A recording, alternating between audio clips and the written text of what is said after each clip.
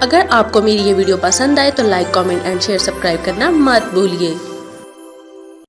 السلام علیکم آڈینس، ہارون رشید کی اگلی ایپیسوڈ کی طرف بڑھتے ہیں۔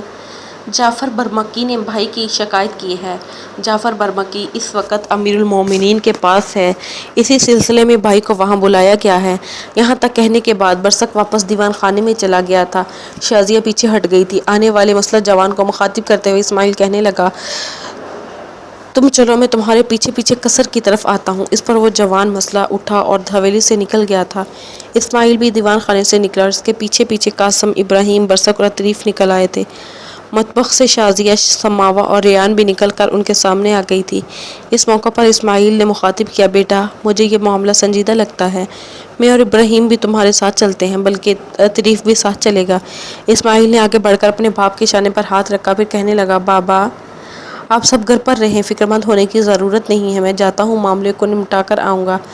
اس موقع پر شازیہ چند قدم آگے بڑھی اور اسماعیل کو مخاطب کرتے ہوئے کہنے لگی، آپ اکیلے جانے پر کیوں اصرار کر رہے ہیں؟ کسی کو ساتھ لے جائیں، اگر کوئی بات ہوئی تو ہمیں اطلاع تو ہوگی کہ کیا معاملہ ہے۔ اس پر عطیف بولا اور کہنے لگا، کوئی نہ جائے، شازیہ کا کہنا درست ہے، میں خود اسماعیل کے ساتھ جاؤں گا۔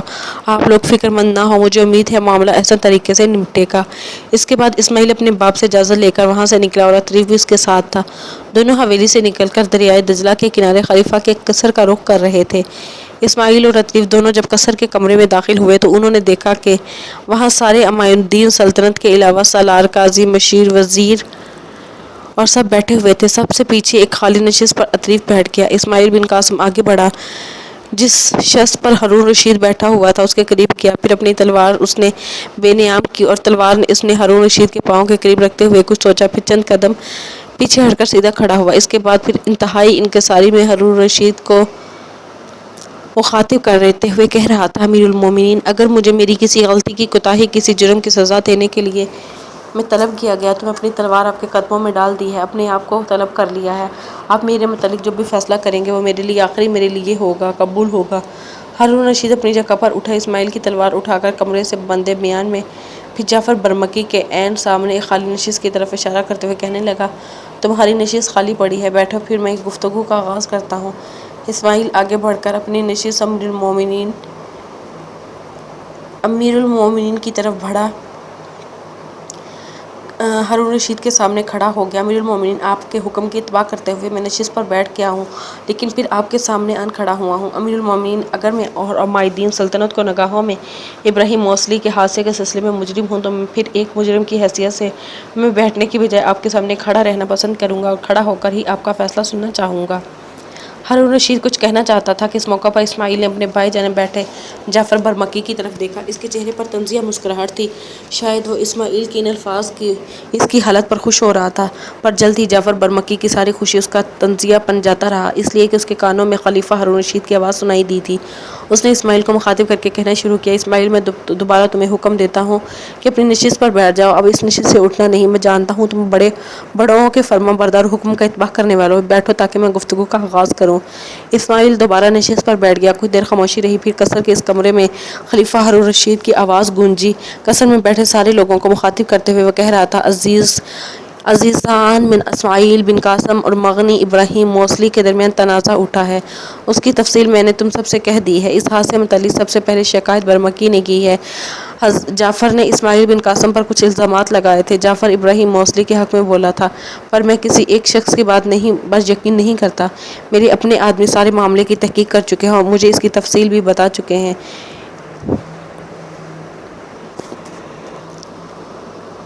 فیصلہ کرنے سے قبل میں آپ سب لوگوں کو یہ واضح کروں کہ شاعر اگر فراز شوق میں آپ جو پر کلام ہوتا ہے تو ایک مجاہد لباس نور میں رنگ و روشنی کا دامن لیے سحر جیسا ہوتا ہے۔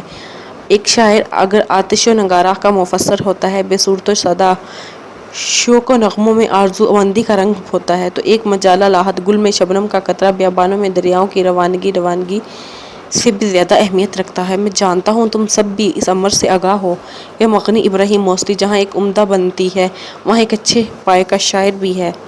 پر ایک بات اپنے ذہن میں سب بٹھا کے رکھیں، اگر ایک شاعر عہد گزشتہ کا رفیق ہے تو ایک مجاہد موج گرداب کا تلاطم ہوتا ہے۔ اگر ایک شاعر و مغنی ثبات کا شکوہ گل جبی کا گلہ کرنے والا ہوتا ہے تو ایک مجاہد ریگزاروں کی مداوت کو اپنے اشاروں پر رقص کرا دینے والی چشم ریز جیسا ہوتا ہے۔ شاعر و مغنی اگر چھلکتا ہوا ساغر ہے تو ایک عسکری سالار سونتی ہوئی تلوار ہے۔ شاعر مغنی اگر شفقت بھری رعونت ہے تو ایک مجاہد آزادی صبح کی رونق ہوتا ہے۔ دونوں کا موازنہ نہیں کرنا چاہیے، نہ ہی تقابلی جائزہ دونوں کا لیا جا سکتا ہے۔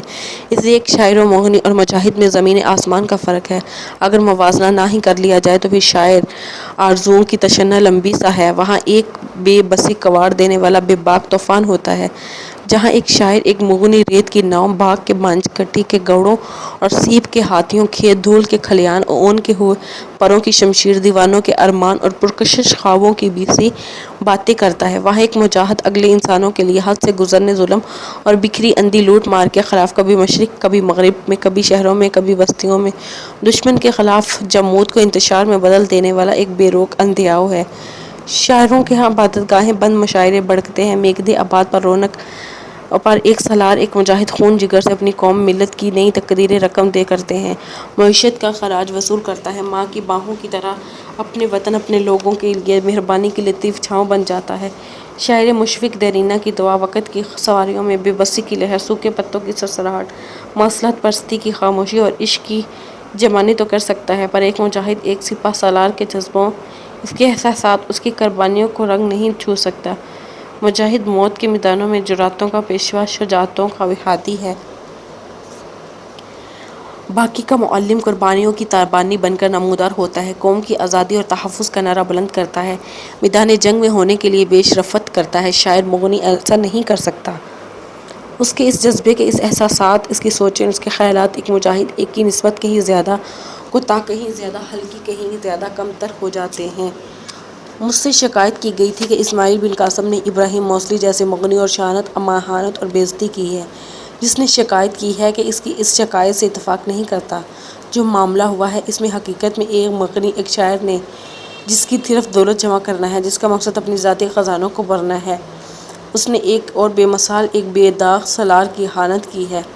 اسماعیل بن قاسم جس طرف وقت نجات کی طرف ہوتا ہے یا اجرت طلب کرنے کے لیے ابراہیم موصلی کے لیے گیا تھا، ابراہیم موصلی کو اپنی جگہ سے اٹھ کر میرے سالار کا استقبال کرنا چاہیے تھا، پہلی طلب پر فوراً نجاز کی اجرت اس کے حوالے کر دینی چاہیے تھی، لیکن موصلی نے ایسا نہیں کیا۔ انتہائی گستاخی، انتہائی فرمانبرداری کا اظہار کیا جو کسی طور پر قابل قبول نہیں ہے۔ اس موقع پر اسماعیل بن قاسم سے بھی ایک غلطی ہوئی ہے۔ جس وقت ابراہیم موصلی نے لاچار اور مفلس نجار کا 1 ماہ کا معاوضہ اور اجرت دینے سے انکار کر دیا، اسماعیل کو چاہیے تھا کہ اپنا دایاں ہاتھ فضا میں بلند کرتا ابراہیم موصلی کے منہ پر ایسا تمانچہ مارتا کہ وہ بل کھاتا ہوا اپنے ہی دیوان خانے کی دیواروں سے ٹکراتا، پھر میں خوش اطمینان کا لمبا سانس لیتا، لیکن اسماعیل نے ایسا نہیں کیا، اس کی غلطی ہے۔ اس سے یہ بھی چاہیے تھا کہ دوگنا معاوضے کی بجائے اس نجار کی اجرت کے سلسلے میں 10 گنا زیادہ معاوضہ ابراہیم موصلی سے وصول کرتا، اس لیے کہ ایک مجاہد سے ناحق کرنے والا اس سے بھی زیادہ بدتر سلوک اس لیے ایک مجاہد سے ناحق گستاخ کرنے والا اس سے بھی زیادہ بدتر سلوک کا حقدار ہے۔ میں تم سب کے سامنے یہ احیا کر دینا چاہتا ہوں کہ کوئی بھی شاعر ہو، خواہ وہ میرے سامنے گا کر میرا دل خوش کرنے والا ہو، میری محفلوں کی جان ہو، کیسا بھی ہو، پائے کا مفتی ہی بڑا بھی شاعر میں کیوں نہ ہو، میں اسے اپنے ہر سالار سے انتہا درجہ کا کمتر خیال کرتا ہوں۔ مغنی اور شاعر اگر محفلوں اور مجلسوں کو گرماتے ہیں، مشاعروں کو بھڑکانے والے ہیں، میرے سالار ماؤں بہنوں بیٹیوں کی عزت اور ان کی آبروؤں کے رکھوالے ہیں۔ ابراہیم سلطنت کی سرحدوں کے نگہبان اور چوپال ہے۔ میری ایک بات یاد رکھیے گا، قدوس 2 آنکھوں کو جہنم میں نہیں ڈالے گا، ایک وہ آنکھ جو خدا کے خوف سے روئے، آنسو بہائے، اور دوسری وہ آنکھ جو خود جاگے اور اسلامی سلطنتوں کی سرحدوں کی حفاظت کرے۔ اب میں آپ لوگوں پر ایک انکشاف کروں۔ جس وقت جعفر برمکی نے مجھ سے اسماعیل بن قاسم کے خلاف اور ابراہیم موصلی کے حق میں شکایت کی تھی، اس سے پہلے ہی میرے مخبروں نے پورے حالات سے مجھے آگاہ کر دیا تھا، اور جعفر برمکی کی شکایت سے پہلے ہی مجھے ابراہیم موصلی کے اس حادثے کا فیصلہ بھی کر چکا تھا۔ ابراہیم موصلی اس وقت قصر میں موجود ہے، لیکن آپ لوگوں کے اندر نہیں بیٹھا ہوا۔ میں اسے طلب کرتا ہوں اس لیے کہ میں سزا بھی تجویز کر چکا ہوں، اور جب وہ قصر میں آئے گا تو آپ لوگوں کو خود ہی پتہ چل جائے گا کہ میں اس کے لیے کون سی سزا تجویز کر چکا ہوں۔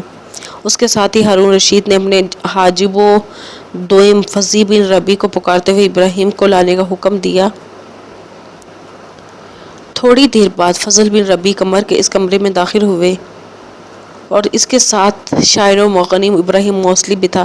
اس حالت میں اس کے گلے میں آہنی توق، پاؤں میں بیڑیاں تھیں۔ سب لوگ جانتے تھے کہ ابراہیم موصلی نہ صرف یہ کہ خلیفہ ہارون رشید بلکہ برمکی وزراء کو بھی پسندیدہ بڑا صاحب عزت دی وقار اور ہر دل عزیز شاعر مغنی تھا، لہٰذا اسے قصر کے اس کمرے میں آہنی توق اور پاؤں میں بڑی بیڑیوں میں دیکھتے ہوئے سب لوگ حیران اور پریشان ہو گئے تھے۔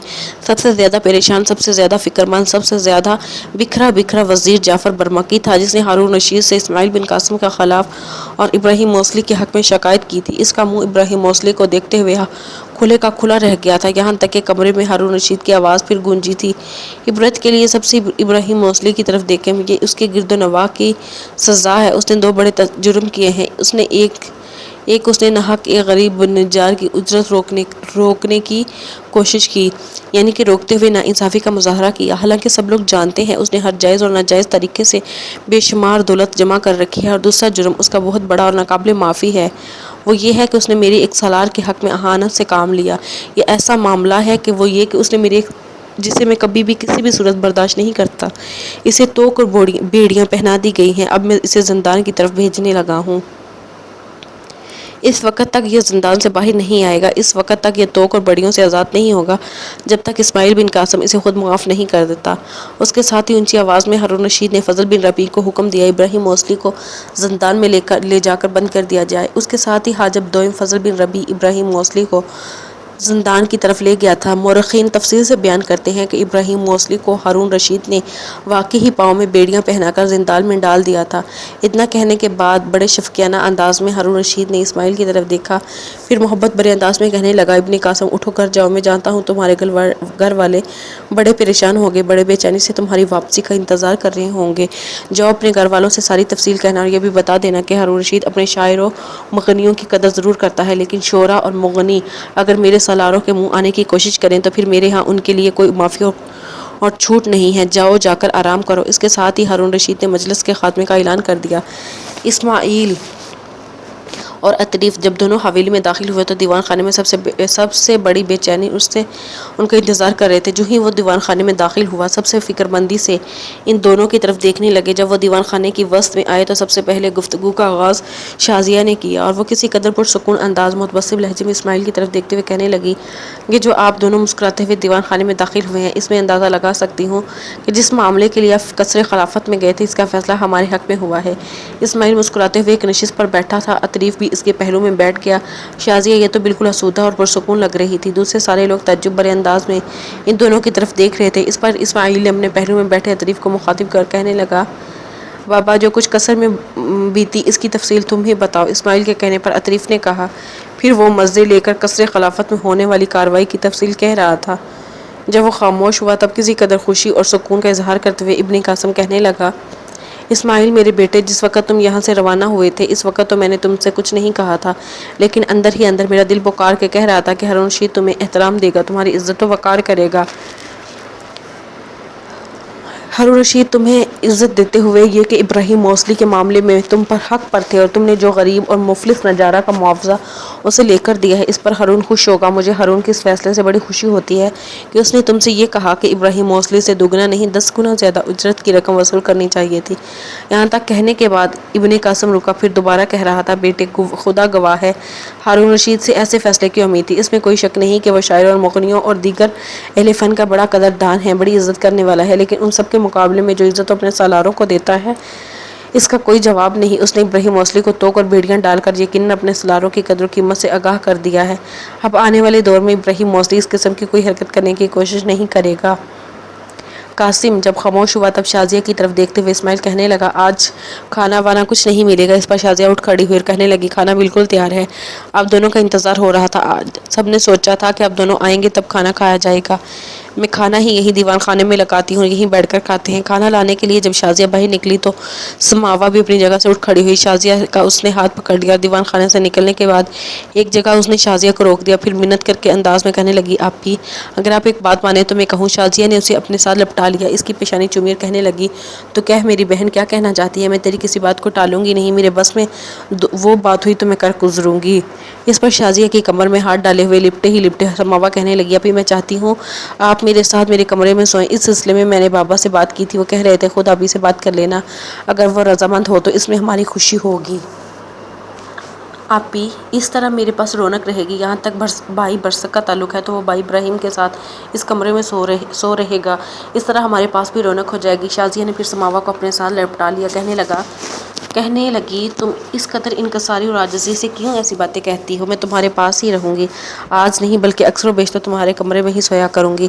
اس پر بے پناہ خوشی کا اظہار کرتے ہوئے سماوا پھر شازیہ سے لپٹ گئی، پھر دونوں باورچی خانے میں داخل ہوئی، وہاں سے برتن نکال کر دیوان خانے میں لگانے لگی۔ مختلف واقعات رونما ہونے کی وجہ سے ہارون رشید اپنے وزیر جعفر برمکی اور اس کے خاندان کے افراد سے ایک طرح کا ناراض اور برہم ہوتا چلا گیا تھا۔ سب سے پہلے جعفر نے اپنے مفاد کی خاطر جو ہارون رشید کے ندیم زادہ راہ کو قتل کرانے کی کوشش کی تھی، اس کی کوشش نے بھی جعفر برمکی کو ایک طرف سے ہارون رشید کی نظروں میں گرہ دیا تھا۔ اس کے یک کے بعد دیگرے کئی واقعات اٹھے جن کے باعث ہارون رشید کی نگاہوں میں خاندان برمک کرتا چلا گیا اور ہارون رشید کے خلاف انتقامی کارروائی کرنے پر آمادہ ہوتا چلا گیا۔ خلیفہ بننے کے بعد ہارون رشید نے برمکوں پر بڑا اعتماد اور بھروسہ کرتے ہوئے مالی اور ملکی انتظامات ان کے سپرد کر دیے تھے۔ خزانے کا مالک ایک طرح سے وزیر جعفر برمکی تھا۔ جب کبھی بھی ہارون رشید کو نقدی کی ضرورت ہوتی، خلیفہ بننے کے بعد ہارون رشید نے برمکوں پر بڑا اعتماد اور بھروسہ کرتے ہوئے مالی اور ملکی انتظامات ان کے سپرد کر دیے تھے۔ خزانے کے مالک ایک طرح سے وزیر جعفر برمکی تھا، اور کبھی نہیں یہ حالات بھی ہارون رشید کے دل میں گرہ باندھتے چلے گئے۔ پھر ایسا کہ ایک کنیز بکنے کے لیے آئی، مورخین نے اس کا نام بازغہ لکھا ہے۔ کہتے ہیں جہاں یہ کنیز اپنے حسن، اپنے شباب، اپنی خوبصورتی، اپنی ہوش ہرائی میں لاجواب تھی، وہاں یہ حساب و خوشی نویسی میں بے نظیر تھی، موسیقی اور فن رقص میں کامل دستگاہ رکھتی تھی۔ اس کنیز کا جو مالک تھا اس نے قسم کھا رکھی تھی کہ اسے 1,00,000 درہم سے کم کسی بھی صورت فروخت نہیں کرے گا۔ ہارون رشید نے جب اس کنیز کا سنا تو اسے دیکھا، وہ اسے بھائی اس کی خوبصورتی کی صفات ہی ایسی تھی کہ ہارون رشید نے اپنے لیے منتخب کیا۔ اس بازغہ نام کی کنیز کے مختلف اوصاف دیکھتے ہوئے ہارون رشید نے اسے خریدنے کا فیصلہ کیا اور اپنے وزیر جعفر کو کہلا بھیجا کہ ملکی خزانے سے 1,00,000 درہم ادا کر کے اس کنیز کو خلیفہ ہارون رشید کے لیے خرید لیا جائے۔ جعفر نے اس سلسلے میں اپنے باپ یحییٰ سے مشورہ کیا، دونوں نے مل کر یہ طے کیا کہ اتنی بڑی رقم میں ہارون رشید کو وہ کنیز خرید کر نہیں دینی چاہیے، حالانکہ خود برمکہ اس سے زیادہ اخراجات کرتے تھے۔ ہارون رشید کی اس خواہش کو ٹالنے کے لیے ایک طریقہ استعمال کیا، انہوں نے خزانے سے 1,00,000 کی رقم توڑے نکال کر خزانے کو جانے والی راستے پر پھیلا دیا تاکہ ہارون رشید کی اس پر نظر پڑے اور وہ تعجب کرے کہ اتنی بڑی رقم میں وہ کنیز کو خرید رہا ہے۔ چنانچہ ہارون رشید جب وہاں سے گزرا تو خزانچی سے پوچھا یہ رقم کیسے بکھر گئی؟ اس پر اس نے جواب دیا کہ یہ بازغہ نام کی کنیز کی خریداری کے لیے خزانے سے نکالی گئی ہے۔ اس وقت تو کنیز کی خریداری ملتوی ہو گئی، لیکن اس واقعہ نے ہارون رشید کے دل پر براکما کے خلاف ایک گرہ ڈال دی تھی۔ اب برامکا کی بدقسمتی کہ ان کے خلاف یکے دیگرے کئی حادثے کئی سانحے نمودار ہونے لگے، جس کی بنا پر ان کے اور ہارون رشید کے درمیان تلخی اور عداوت اپنے عروج پر کی طرف بھاگی تھی۔ کہتے ہیں ایک روز ہارون رشید ایک شکار گاہ میں تھا کہ ناگاہ دور سے کچھ سوار نظر آئے۔ ہارون رشید نے اپنے غلام سے پوچھا کہ یہ کس کے سوار ہیں؟ اس کے ندیم نے عرض کیا جعفر بن یحییٰ برمکی کے سوار ہیں، اور اس کے دائیں بائیں سوار نظر آئے جو جعفر برمکی کے تھے۔ گھوڑے تھوڑی دیر بعد جب وہ سوار نظروں سے اوجھل ہو گئے تو اپنے اسی ندیم سے ہارون نے پوچھا وہ سوار کدھر ہیں؟ ندیم نے کہا جعفر اپنے ساتھیوں کو لے کر دوسرے راستے میں چلا گیا ہے۔ ہارون رشید کو بڑا غصہ آیا، اپنے ندیم کو مخاطب کر کے کہنے لگا جعفر نے ہم کو اس قابل ہی نہیں سمجھا کہ وہ ہمارے ساتھ ہو کر زیب و زینت کا باعث بنے۔ اس کے بعد ہارون رشید گاہ سے نکلا، دور جا کر دیکھا وہاں بہت زیادہ مویشی تھے اور خوبصورت مکانوں کا سلسلہ دور دور تک بنا ہوا تھا۔ اس جگہ ایک قریبی بستی کو جانے کا راستہ تھا۔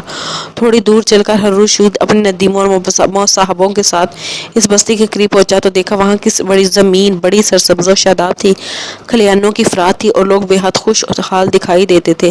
یہ صورتحال دیکھتے ہوئے ہارون نے پھر اپنے ایک ندیم سے پوچھا یہ کس کی جاگیر ہے؟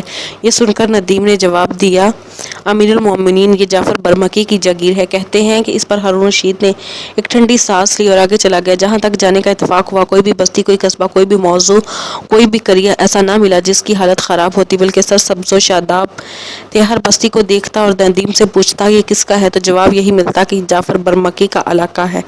یہ سارے علاقے دیکھنے کے بعد ہارون رشید نے اندازہ لگایا کہ ارد گرد کے سارے علاقوں پر برمکوں نے قبضہ کر لیا ہے اور اسے اپنی جاگیر بنا لیا ہے۔ مایوس اور افسردہ واپس بغداد آیا اور اپنے اسی ندیم کو مخاطب کر کے کہنے لگا تم دیکھتے ہو برمکہ نے دولت سے اپنا گھر تو بھر لیا، خود امیر بن گئے، لیکن مجھے اور میری اولاد کو انہوں نے فقیر کر کے رکھ دیا۔